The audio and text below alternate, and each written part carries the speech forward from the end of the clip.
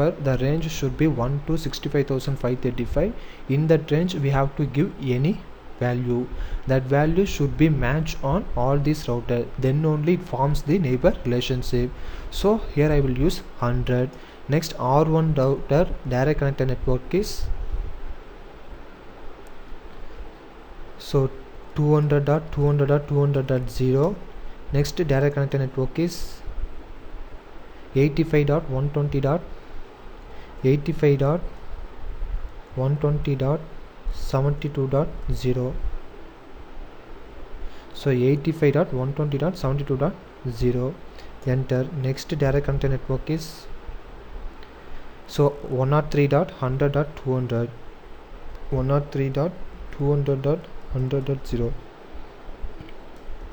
sorry 103.100.200.0. next direct connected network is 201.50.100.0. next we have to give no auto summary. So if you are not giving no auto summary means it automatically summarization means if it is 200 means it comes under class C. So the default subnet mask should be /24, so it automatically taken /24. but here we are using 200.200.200.0/30, so that's why only we have to give no auto summary. Exit. Next we have to go to the R2 router. So router EHRP 100. so the direct connected network is 100.100.100.0. next direct connected network is 200.200.200.0. no auto summary. Exit. Next we can go to the R3 router EHRP 100, then only it will forms the neighbor relationship. So if you are giving 200 means it will not be forming neighbor relationship. So network, so the direct connected network for R3 router is 85.120.72. so 85.120.72.0. next direct connected network is 150.150.150.150.0. no auto summary. Exit. Okay, next we can go to the R4 router and configure EHRP routing protocol. Router EHRP 100. here also we have to give same autonomous system number. So the direct connected network for R4 router is 103.100.200. so 103.100.200.0. let's we can check 103.100.200.0. next direct connected network is 50.50.50.0. no auto summary. Exit. Next we can go to the R5 router, configure EHRP routing protocol. Router EHRP 100. next the network is, so direct connected network for R5 router is 201.50.100. so 201.50.100.0. let's we can check 201.50.100.0. next direct connected network is 201.100.100. 201.100.100.0.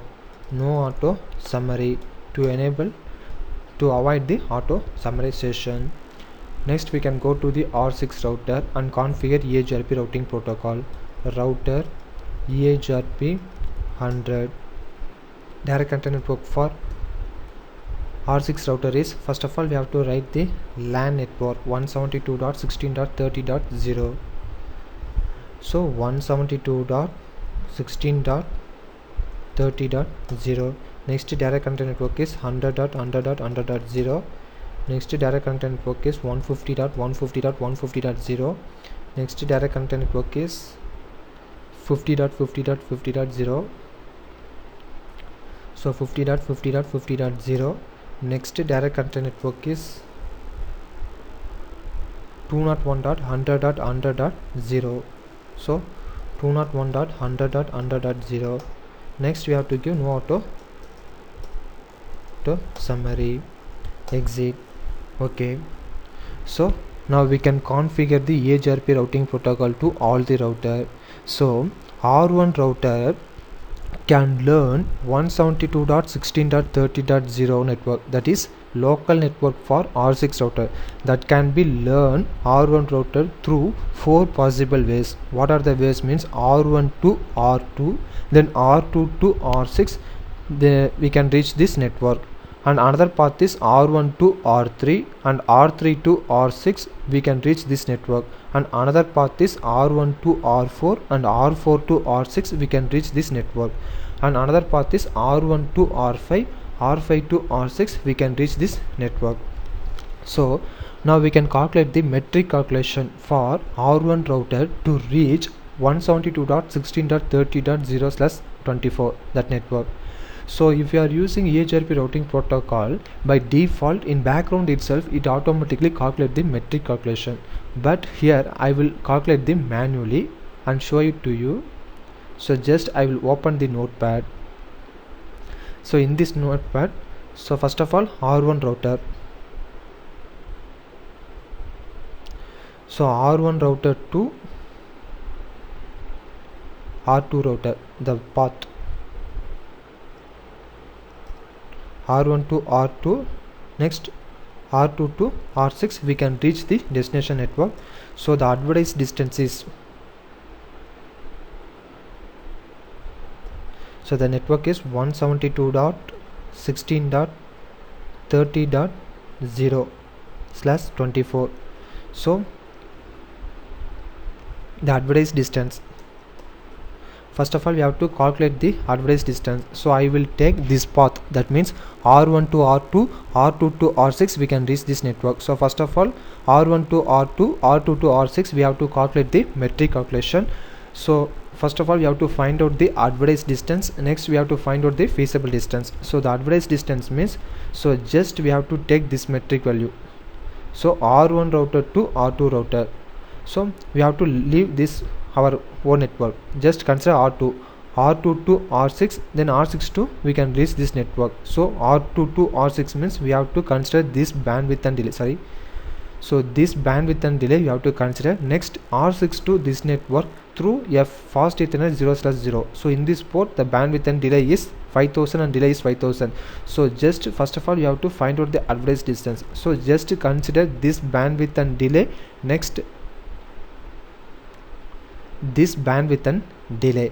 Okay, so we have to apply into the formula. So 256 into 10 power 7 divided, so which bandwidth is minimum, 1000 or 5000? So 1000 is a minimum, so here you have to write 1000 plus all link delays. So the delay is 2000, here 5000, so 2000 plus